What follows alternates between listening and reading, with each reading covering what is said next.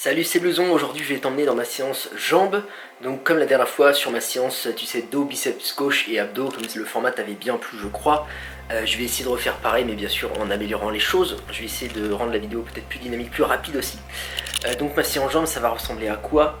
Je vais essayer de changer un petit peu ce que je fais d'habitude. Donc je vais pas faire type squat lourd dès le début, parce que tout simplement en fait je me rends compte qu'à chaque fois que je fais ça, je suis totalement épuisé dès le début, ce qui fait que mes performances après sont pas géniales et ça rend le jour des jambes très difficile à supporter pour moi en fait. Sauf que c'est vraiment pas l'endroit où il faut faiblir, hein. Comme tu sais, j'ai les jambes toujours à la traîne par rapport au haut du corps. Et donc comme récemment j'ai vu une vidéo de Lucas Gouif, c'est le youtubeur Tagiz Fitness, enfin anciennement Tagiz, maintenant qui s'appelle Lucas Gouif.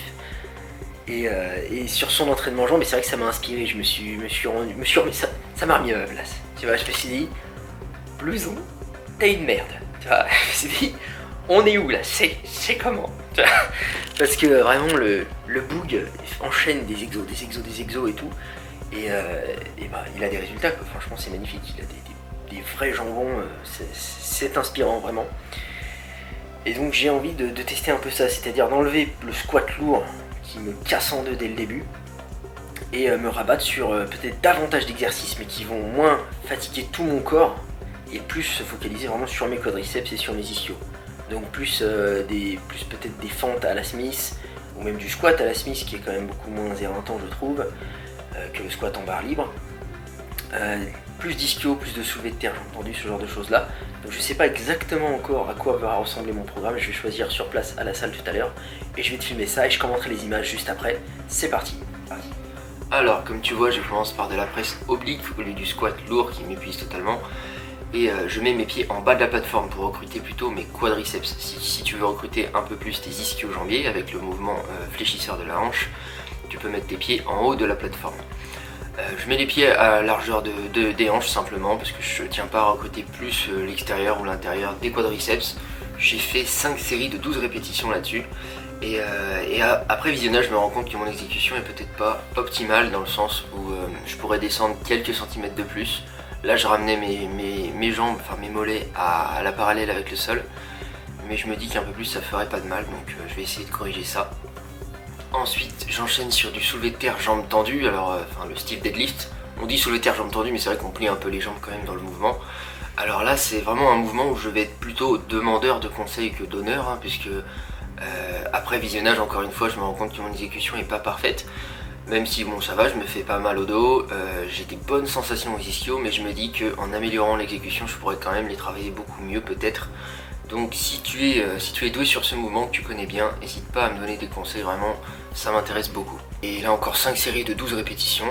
Ensuite j'enchaîne sur des fentes avec haltères.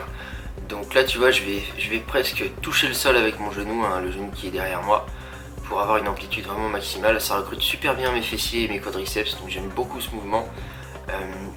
Il m'arrive de le faire vraiment avec des haltères beaucoup plus lourdes en série seulement de 8. J'aime bien les deux, j'aime bien en série un peu plus longue. Là c'était des séries de 12. Des fois je le fais en série plus courte, ça dépend des fois. Ce mouvement tu peux le faire aussi avec une barre sur les épaules, c'est pas mal. Même je préfère généralement. Là j'avais la flemme de me faire une barre en fait. Mais c'est pratique parce que quand tu prends des haltères un peu lourdes, très souvent t'as mal au poignet en fait. T'as la poigne qui lâche avant tes jambes. Enfin si tu manques de poigne comme moi en tout cas, moi ça m'arrive souvent, c'est un peu pénible. Donc une barre sur le dos ça marche aussi très bien pour cet exercice là. Et j'ai fait encore une fois 5 séries. Ensuite j'ai enchaîné sur un exercice dont j'ignore le nom, mais tu vois à peu près ce que c'est un truc où on retrouve plutôt les femmes là-dessus généralement. Mais franchement super exercice, c'était la deuxième fois que j'utilise cette machine en fait, je l'ai testé la semaine dernière, j'ai trouvé ça super bien. Ça recrute vraiment beaucoup les quadriceps et les fessiers. Donc comme j'ai enlevé mon squat lourd, je me suis dit c'est toujours sympa d'avoir un exercice qui va recruter mes fessiers en plus. Parce que si je fais que de la presse oblique, ça les recrute pas beaucoup je trouve, en tout cas moi je les sens pas beaucoup là-dessus. Voilà pourquoi j'ai mis cet exercice là. Donc là j'ai fait que 4 séries je crois de 12 répétitions, de chaque côté bien sûr, hein, enchaînées. Comme tu peux voir, je ne tends pas la jambe complètement en fin de mouvement, hein. C'est comme sur la presse oblique, j'ai oublié de le préciser, mais on évite de mettre les articulations dans leur position maximale complètement tendue parce que c'est là où elles sont fragiles. Donc ça risque surtout les blessures si tu pousses au bout et ça gagne pas grand chose en termes de muscles. Donc garde toujours un peu de flottement à la fin de ton mouvement, hein. Si tu veux durer longtemps dans ce sport, c'est mieux. J'en sais quelque chose, je me suis blessé pas mal de fois au début parce que je faisais n'importe quoi, donc maintenant je fais super attention. Et je t'invite à faire de même. Ensuite, j'enchaîne sur du leg extension, encore en série de 12, hein. Donc comme tu l'as compris, je fais beaucoup plus de série de 12 par rapport à ce que je faisais avant, plutôt en série de 8, presque en force en fait, comme le squat lourd et tout ça. Donc là j'ai changé et là à l'heure où je commente cette vidéo, on est déjà le surlendemain. Et je t'assure que j'ai des très bonnes courbatures, donc je suis très content d'avoir fait ce changement là. Ensuite j'ai fait du leg curl allongé parce que dans ma salle il n'y a pas de assis. Avant il y en avait et ils l'ont enlevé. Et donc je préférais le assis, vraiment je te conseille le assis, il est mieux, je trouve il te fait moins tricher, il respecte plus ton dos et tout. Donc là je l'ai fait allongé, mais bon c'est quand même une bonne machine, hein. Et là encore 5 séries de 12 répétitions. Donc c'est à peu près le même schéma pour tous mes exercices en fait. Puis j'ai enchaîné sur des mollets à la Smith Machine. Smith Machine, je sais pas le prononcer, on s'en bat les couilles. Donc là tu vois je le fais les pieds serrés, c'est voulu hein, parce qu'en fait quand tu vas serrer les pieds tu vas recruter légèrement plus, hein, c'est léger, hein, c'est vraiment une affaire de quelques pourcentages, mais tu vas recruter légèrement plus l'extérieur de tes mollets. Et moi j'ai un gros manque plus d'extérieur alors que j'ai un gros intérieur, enfin gros tout est relatif, hein, comme tu vois, on peut pas dire que je domine le mollet game, mais j'y travaille.